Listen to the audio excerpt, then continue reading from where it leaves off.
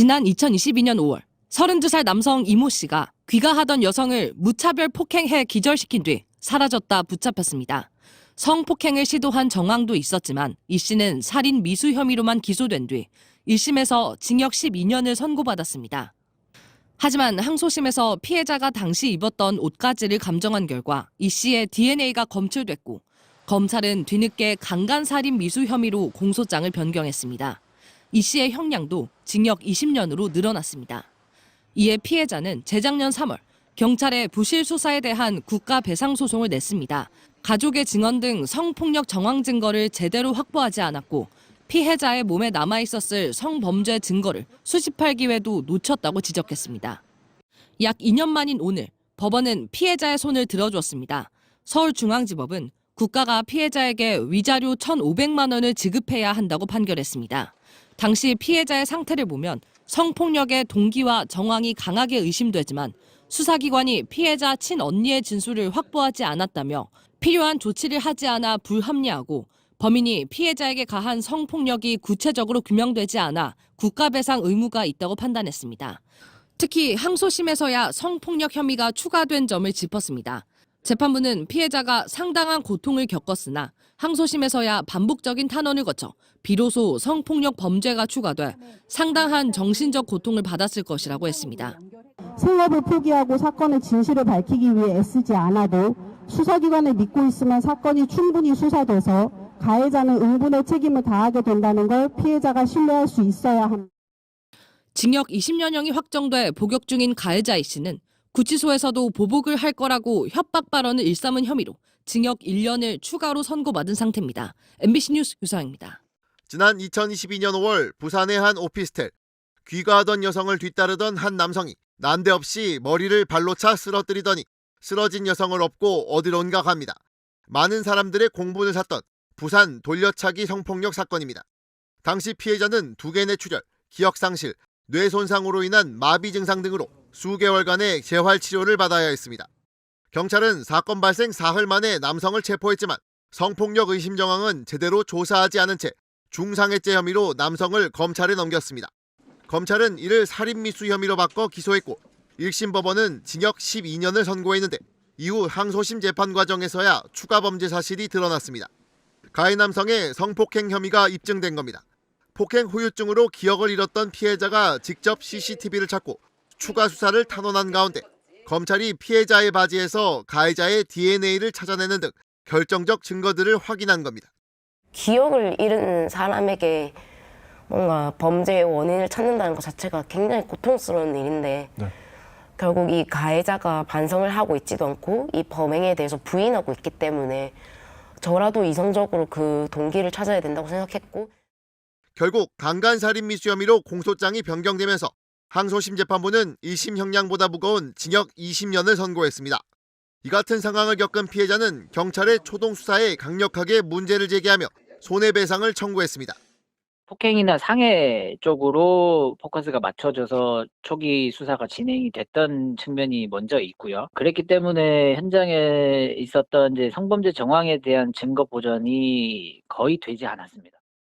사건을 심리한 서울중앙지법 민사 31단독 손승우 판사는 수사 과정에 미흡한 부분이 있었고 이로 인해 피해자가 정신적 고통을 받았다며 국가배상을 인정했습니다.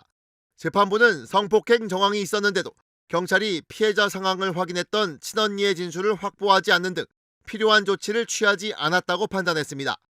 또 원고의 반복적 탄원으로 항소심에서야 공소사실 범죄가 추가됐고 불합리한 수사로 원고가 상당한 고통을 받았을 것이 자명하다며 1,500만 원의 배상액을 인정했습니다. 살아있는 피해자면 된 거 아니냐라는 말을 너무나도 많이 들었고 이런 말을 살아있는 피해자가 듣는다면 결국에 이 많은 피해자들이 수사에 어떤 미흡함이 있어도 관련돼서 문제 제기를 할 수 없다는 점, 그 점이 계속 반복될 거라는 거, 앞으로 피해자가 소외당하는 일이 없길 바랍니다. 한편 가해자는 출소하면 피해자에게 보복하겠다며 극단적인 협박을 하다 징역 1년을 추가로 선고받아 또 다른 공분을 사고 있습니다. 그는 만 51세가 되는 2043년 만기 출소 예정입니다. 지난해 5월 부산의 한 오피스텔, 엘리베이터를 기다리는 여성을 뒤에서 다가온 남성이 갑자기 폭행합니다. 여성은 그 자리에서 정신을 잃었습니다. 남성은 의식 없는 여성을 둘러매고 CCTV에 찍히지 않는 구석으로 사라졌고 7분 뒤 오피스텔을 빠져나갔습니다. 이른바 부산 돌려차기 사건. 피해자와 일면식도 없었던 이 남성은 폭행 직전 귀가하던 피해자를 10여 분간 쫓아간 것으로 조사됐습니다. 살인미수 혐의로 재판에 넘겨진 남성은 1심에서 징역 12년을 선고받자 항소해 2심 재판이 진행 중입니다. 그런데 최근 재판에서 새로운 정황들이 드러나기 시작했습니다. 단순한 살인미수가 아닌 성범죄가 있었을 가능성이 제기된 겁니다. 당시 피해자를 처음 발견한 이웃 주민과 현장에 출동한 경찰관은 피해자의 바지가 내려가 있었다며 성범죄 정황을 구체적으로 증언했습니다. 그러나 당시 초동 수사에선 성폭행에 중점을 두지 않아 관련 물증이 충분히 확보되지 못했습니다. 폭행이나 상해 쪽으로 포커스가 맞춰져서 초기 수사가 진행이 됐던 측면이 먼저 있고요. 그랬기 때문에 현장에 있었던 이제 성범죄 정황에 대한 증거 보전이 거의 되지 않았습니다. 항소심 재판부는 성범죄 가능성 등 범행 동기를 명확히 해야 한다며 피해자의 옷가지에 대해 추가 DNA 조사를 명령했습니다. 그리고 열린 네 번째 공판. 30분 가까운 검증 끝에 재판부는 피해자가 입었던 바지는 저절로 풀릴 수 없는 구조라고 판단하고 이 같은 결론을 검증조서에 기재할 수 있다고 말했습니다. 바지 왼쪽 주머니를 젖혀 단추 2개를 닫고 지퍼까지 올려야 잠기는 형태였기 때문입니다. 재판에서는 또 피고인과 구치소 생활을 함께했던 수감자의 증언도 제출됐습니다. 해당 수감자는 피고인이 언제든 틈만 보이면 탈옥할 거다. 나가면 피해자를 찾아갈 거다.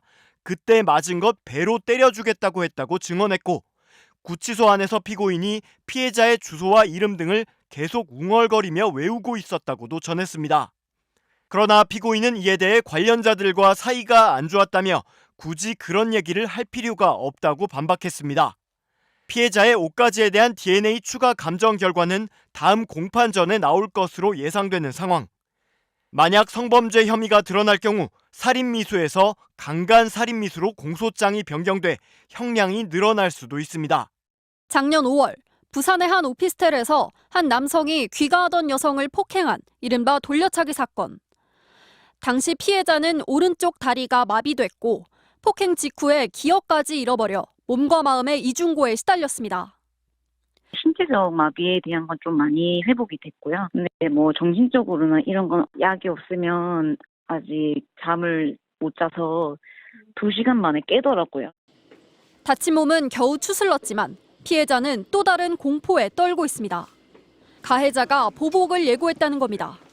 그와 같은 구치소에 있던 사람에게서 충격적인 얘기를 들었다고 합니다. 출소하면 배로 때려 죽이겠다. 혹은 지금 탈옥해서 죽일 거다, 보복할 거다 이런 식으로 얘기를 하더라고요. 심지어 피해자의 바뀐 집 주소까지 외우고 있다는 말에 기가 막혔습니다. 혹시 여기 사세요? 이러면서 그 아파트 이름을 얘기하는데 그 주소까지 얘기한다는 건 너무 정확하고 구체적인 거죠. 사건 당시의 주소랑은 또 다르기 때문에 내가 피해를 입을 현실인가 생각하면서 그때부터 숨이 막히더라고요.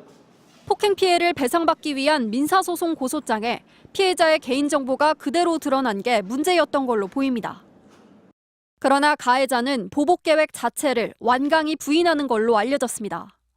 1심에서 살인미수 혐의로 징역 12년이 선고된 가해자는 오는 12일 강간 혐의가 추가된 2심 선고를 앞두고 있습니다. MBC 뉴스 김정우입니다.